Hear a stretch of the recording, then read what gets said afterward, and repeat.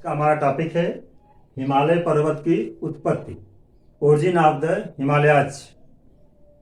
हिमालय कैसे बना, इसके बारे में ऐसा माना जाता है कि सब बहुत समय पहले, लाखों करोड़ों साल पहले, पूरा का पूरा स्थल एक में मिला हुआ था और उसके चारों तरफ जल था। ऐसे एक फिगर द्वारा, सब हर फिगर में पूरा का पूरा स्थल, लैंड एरिया है, यह एक में मिला हुआ था और उसके किनारे किनारे जल था।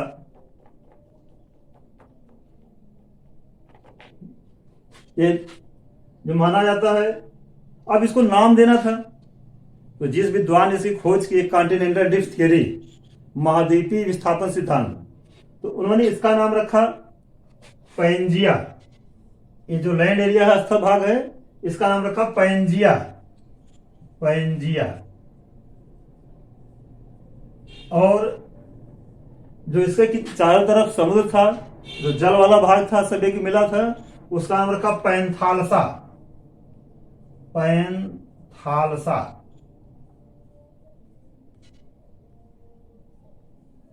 नाम से ज्यादा मत पूरा बेस समझिए कि पूरा का पूरा स्थल एक में मिला हुआ था और इसके चारों तरफ जल था। कुछ समय के पश्चात यह पैंजिया दो भागों में टूट गया। अब इस फिगर में देखिए, एक जो उत्तरी भाग था उसका नाम दिया गया अंगारा लैंड, और जो दक्षिणी भाग है इसका नाम गोंडवाना लैंड या अंगारा लैंड। अंगारा लैंड एंड इसको कहा गया गोंडवाना लैंड। गोंडवाना लैंड। उत्तर वाले भाग को अंगारा लैंड और दक्षिण भाग को गोंडवाना लैंड। और जो बीच में इस समुद्र वाला भाग, किनारे किनारे जल था, जो बीच में समुद्र था, इसका नाम रखा गया टेथिस सी। इस समुद्र को टेथिस, यह टेथिस सी नाम दिया गया। जो बीच वाला हिस्सा उसको टेथिस सागर। अब बातें आती है कि ये टूटे क्यों। अभी पहली पोजीशन देखिए कि पैंजिया पैंथालसा एक मिले हुए थे। सेकेंड पोजीशन में यहां पर दोनों अलग हो गए, एक दूसरे के अपोजिट गए। आपने जो पढ़ा होगा, तीन प्रकार के प्लेट्स होती हैं। एक तरह की प्लेट सामने आती है, विपरीत दिशा में आती है। अगर आपने प्लेट्स को पढ़ा होगा, प्लेट्स के बारे में, तो यह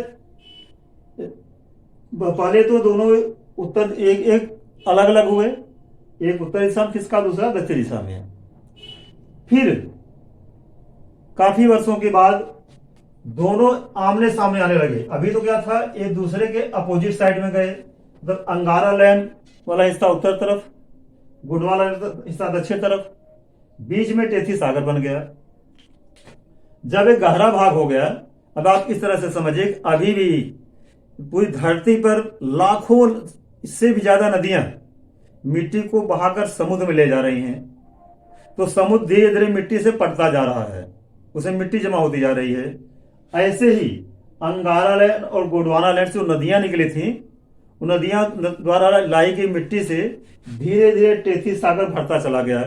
इसमें सेडिमेंट जमा होता, अवसाद जमा होता, मिट्टी जमा होती चली गई और धीरे धीरे पूरा टेथी सागर मिट्टी से भर गया। फिर कुछ समय के बाद यहाँ पर ये दोनों जो अंगारा गोंडवाना दोनों आमने सामने आने लगे। जब इसमें देखिए थर्ड पोजीशन में ये जो अंगारा लैंड और गोंडवाना लैंड, बीच में जो टेथी सागर था, ये दोनों आमने सामने आने लगे। अभी बात आपके मन में प्रश्न हो सकता है कि कभी ये टूट करके दूसरे अपोजिट जाने लगे, फिर बाद में आमने सामने आने लगे, कि कौन सा फोर्स काम करता है इसके पीछे, क्यों कभी दोनों भी अपोजिट जा रहे हैं विपरीत दिशा में, फिर हम आपको पढ़ा रहे हैं आमने सामने आ रहे हैं। इसलिए कन्वेंशनल करंट्स, धरती के अंदर कन्वेंशनल करंट चलती हैं, उसके उन करंट्स के कारण से ही जो ऊपर की प्लेट्स हैं कभी कभी आमने सामने आती हैं और उन्हीं के इफेक्ट से अपोजिट साइड में जाती हैं। तो जब अब आप अपने कॉपी को लीजिए और कॉपी के पेज को दो तरफ से दबाइए। अब जैसे आपको हम एक प्रैक्टिकल दिखाते हैं कोई करके, कोई आप कॉपी पन्ना लीजिए, पेज लिए, और उसको जब दबाएंगे दो तरफ से, ऐसे दबाएंगे तो बीच का हिस्सा ऊपर उठ जाएगा। ऐसे ही जब एक 33 सागर मिट्टी से भर गया था, सेडिमेंट से भर गया था, और जब दो आमने सामने आने लगे तो मिट्टी क्या होगी, दोनों तरफ के फोर्स से मिट्टी दब करके यहां पर क्या हो गया, लगभग इस तरह से, इस तरह आकार बन, इधर से प्रेशर पड़ा, नॉर्थ से साउथ से प्रेशर पड़ा, तो दोनों दब करके लगभग इस तरह फोल्डेड, इसको मतलब फोल्ड, इंग्लिश हिंदी में कहते हैं वलन, और इंग्लिश में कहेंगे फोल्ड, मोड़, वलन या मोड़ भी कह सकते हैं। अब देखिए इस मिट्टी में जो थी, यहां पर मोड़ पड़ गया, इस तरह बन गया। तो जब मोड़ पड़ा, वलन पड़ा, इसलिए हिमालय पर्वत को मोड़दार पर्वत भी कहते हैं हिंदी में। उसी हिंदी में ही इस मोड़ को ही वलन भी कहते हैं। तो वलन पड़ने के कारण से हिमालय पर्वत को वलित पर्वत भी कहते हैं। दो शब्द है, हिमालय पर्वत को वलित पर्वत क्यों कहा जाता है, क्योंकि अब वलन पड़ने से इसका निर्माण हुआ है। मोड़दार पर्वत क्यों कहते हैं, क्योंकि इसमें मोड़ पड़ने से हुआ, जब दबाव पड़ा तो कुछ भाग ऊपर नीचे से होता गया, मोड़ पड़ गया। और यह सबसे नए पर्वत हैं, इसे इसको सबसे नया पर्वत, नूतन पर्वत माना जाता है, नवीनतम पर्वत माना जाता है। अब प्रश्न हो सकता है आपसे कोई पूछे कि क्या पढ़ा रहे हैं टीचर, हमारे गांव में तो तालाब था, आज तक तो मिट्टी से भरा नहीं, और पढ़ा रहे तो समुद्र में पर्वत बन गया। तो आपके मन में संदेह हो सकता है कि इतने बड़े समुद्र में मिट्टी भर गई, फिर मिट्टी पे इतना बड़ा ऊंचा पर्वत बन गया है, क्या पढ़ाया जा रहा है, हो सकता है मन में संदेह। इसके लिए प्रूफ देना पड़ेगा, जो कुछ बताया जा रहा है, जो आपके एनसीईआरटी की बुक में है या जो रिसर्चर बताए हैं, तो आप प्रूफ देना पड़ेगा। अब देखिए हिमालय पर्वत पर टोटल सेडिमेंट्री रॉक्स हैं, अवसादी सेल हैं, मिट्टी का बना हुआ है। और उस मिट्टी में आप सोचिए, अगर इतनी ऊंचाई पर मिट्टी है और उसमें समुद्र के जीवों के अवशेष मिले, जो जीव समुद्र में रहते हैं उन जीवों के अवशेष मिले, तो आप क्या बोलेंगे, वो अवशेष वहां आए कैसे? इसका मतलब वहां पहले समुद्र रहा होगा, तभी तो इतने ऊपर जो समुद्री मिट्टी है, वो जो मिट्टी भी है, देखिए जो तालाब की मिट्टी है, नदी में पाई जाने वाली मिट्टी, समुद्र में पाई जाने वाली मिट्टी, सब में डिफरेंस होता है। तो जो हिमालय पर मिट्टी मिल रही है, नंबर 1, नंबर 2, उसमें जो जीवों के अवशेष मिल रहे हैं वो सब समुद्री जीवों के मिल रहे हैं। इससे स्पष्ट होता कि हाँ, इसका मतलब यहां पर पहले समुद्र था, और आज भी प्रेशर दबाव बढ़ रहा है आज भी, इसलिए हिमालय पर्वत थोड़ा थोड़ा ऊपर उठ रहा है।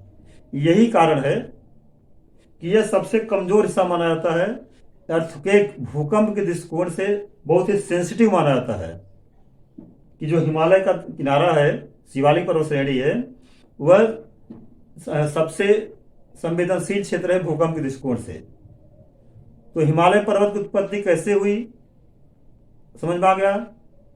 आपको शुभकामनाएं, आपका दिन मंगलमय हो।